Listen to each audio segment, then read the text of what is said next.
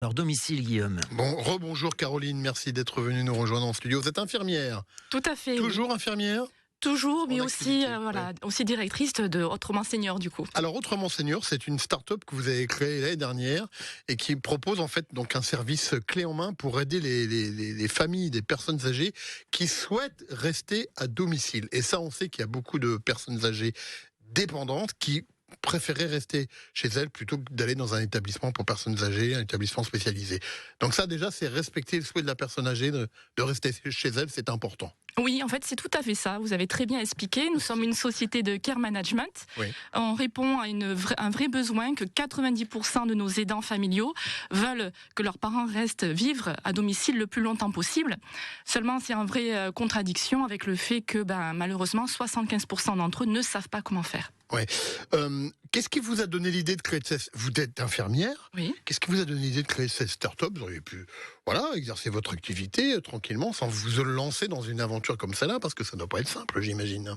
Écoutez, il se passait pas une journée sans qu'un aidant familial m'appelle au quotidien, me dise Caroline, comment je fais? Mon père sort demain d'hospitalisation. Vous êtes infirmière libérale. Oui, tout à fait. Voilà, vous effectuez des déplacements au domicile. Tout à fait, 15 ans d'expérience en tant qu'infirmière libérale du terrain. Ouais. Et c'est vrai qu'au quotidien, notre vie est rythmée par ce genre de questions.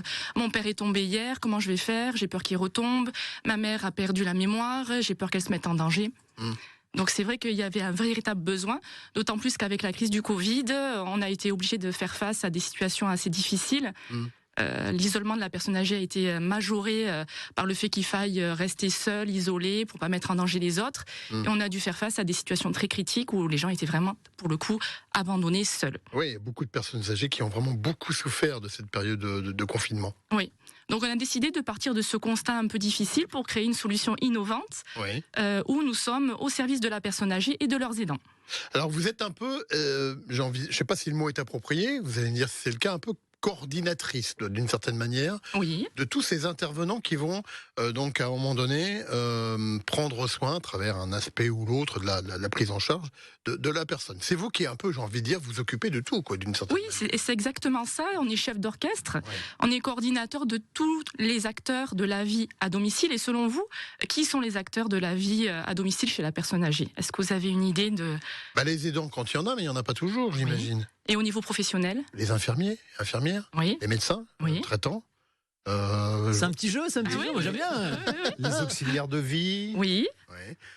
Tous les professionnels de santé. Tous les professionnels de santé, bien sûr. Le facteur, peut-être. Le facteur. Oui, parce que c'est aussi la voisine. La voisine, le coiffeur, le pédicure, l'orthophoniste, le jardinier, et tout ce qui fait que on reste à domicile, donc le serrurier, le plombier, l'électricien. En fait, une personne âgée, c'est comme tout un chacun, quelqu'un qui a besoin de répondre, non pas qu'à des besoins primaires comme manger, boire, dormir, mais qui a aussi besoin de continuer à se récréer, de continuer à se divertir, de continuer à communiquer. Et c'est pour cela que nous avons créé Autrement Senior, parce que nous proposons un service de coordination, de synergie. Mais alors justement, Caroline, la question que peut-être un certain nombre de ceux qui nous écoutent et qui nous regardent se posent est la suivante. Ça existe déjà, tous ces services qui interviennent à domicile, services pour la toilette, services pour le repas, services pour... En quoi, qu'est-ce que votre start-up, donc, Autrement Senior, apporte de plus? C'est justement la coordination de tout ça qui ne se fait pas naturellement à travers, par exemple, le conseil départemental ou d'autres structures de ce type, c'est ça? Oui, c'est exactement ça. En fait, nous ne sommes pas un énième prestataire. Nous sommes vraiment dans l'opérationnel. C'est-à-dire que on fait un bilan des fragilités du patient, on met en place, à la place des aidants familiaux, tout ce que nous avons détecté, et nous coordonnons, nous pérennisons la prise en charge à domicile.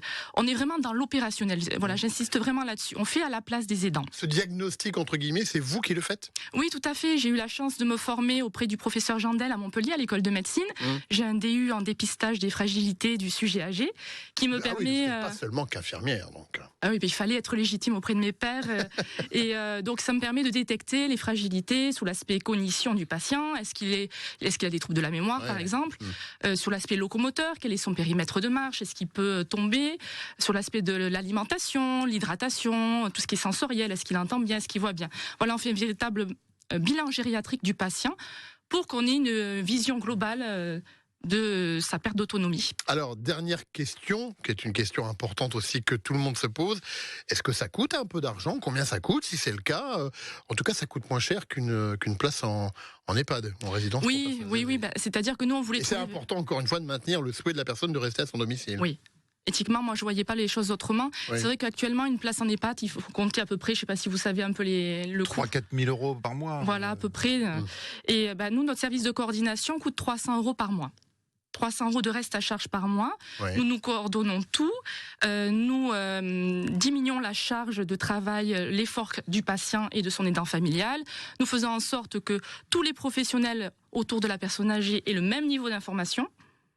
Tout ça dans l'intérêt de la personne âgée, pour pérenniser sa prise en charge à domicile. Alors, Autrement Senior, comment on vous trouve? Comment on vous contacte maintenant? Eh bien, écoutez, sur autrementsenior.fr, vous pouvez nous trouver. Sinon, on a un numéro de téléphone. Et puis, parlez-en autour de vous, parce que déjà, pas mal de professionnels nous envoient des patients, parce que nous, on travaille seul, c'était pas possible. Il a fallu qu'on s'entoure. Donc, on a Mickaël Gasto, qui est le coordinateur, qui, fort de son expérience dans l'IT, nous a donné des process bien concrets pour coordonner tout le monde. Et puis, on a une secrétaire médicale. Et puis, on a un gros réseau sur Montpellier, un réseau de proximité. On travaille avec France Alzheimer, France Parkinson, Unicité, qui met en place des étudiants à domicile.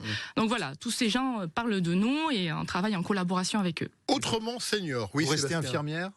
Oui. Continuez. Oui, mais d'ailleurs j'invite les autres infirmières libérales qui ont envie de changer un petit peu de métier, de profiter de leur expertise du domicile. Nous allons justement franchiser au niveau national parce que ça fonctionne bien et ça permet d'utiliser nos compétences au service de la personne âgée autrement. C'est parfait, c'est noté. On retrouve toutes les infos en tout cas sur francebleu.fr, les codes ici. Donc vous pouvez réécouter tout ça. Merci d'être venue ce matin, Caroline Gasto. C'est moi. On vous appelle de toute façon demain matin pour le blind test. Oui. On Ok. fait au téléphone parce que vous n'habitez pas juste à côté de la radio, on est d'accord? Oui. Ah, on vous appelle au téléphone.